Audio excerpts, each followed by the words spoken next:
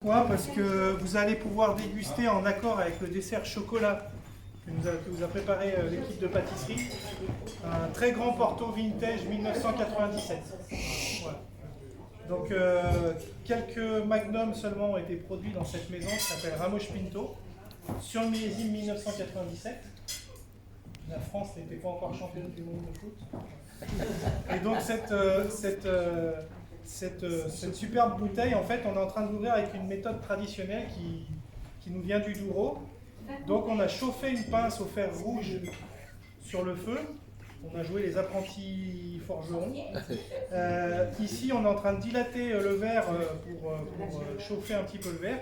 On va juste créer un choc thermique pour sectionner le verre au niveau du miroir du bouchon pour ouvrir la bouteille. Le vin de Porto est un vin muté dans lequel il reste beaucoup de sucre résiduel.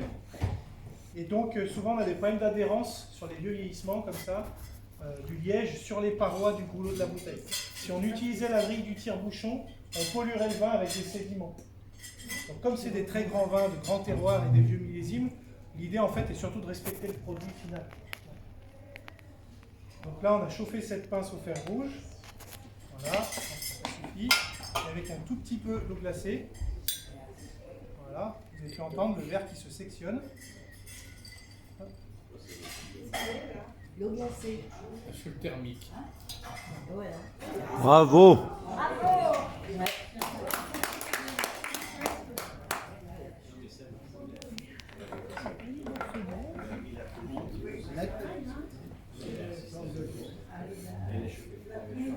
Ouais, c'est un petit symbole pour nos étudiants qui commencent à écrire leur histoire. Magnifique. Donc ça, c'est un geste qu'on aime pratiquer. Voilà. Et donc les accords chocolat Porto, peut-être que vous en avez déjà eu fait. Mais moi, je trouve que c'est un des accords. Alors, je pense que la même passion démesurée que vous avez pour le chocolat, je l'ai pour le Porto, pour les vins de Porto. Donc on s'est dit que c'était intéressant de faire marier les deux sur ce dessert.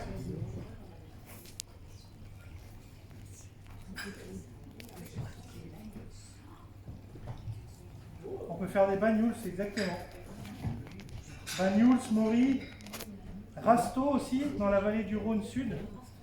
Vous avez la culture des vins mutés. Et puis après, dans le monde entier, en Afrique du Sud, ils ont aussi une culture dans la région du Cap, si vous voulez vous évader un petit peu dans le monde. En Australie aussi, on mute quelques vins. Donc le principe de muter un vin, c'est simple. Hein. On fait démarrer une cuve en fermentation. D'accord ? Et quand le mou atteint 6 degrés d'alcool à peu près, une partie des sucres s'est transformée en alcool, on va ajouter de l'eau de vie, une eau de vie qui fait 77 degrés dans la cuve, à 15% en principe des volumes, à peu près, chacun sa petite recette après. Et donc ça va stopper l'action des levures, cet alcool d'origine limite va tuer les levures, qui ne pourront plus transformer les sucres restants.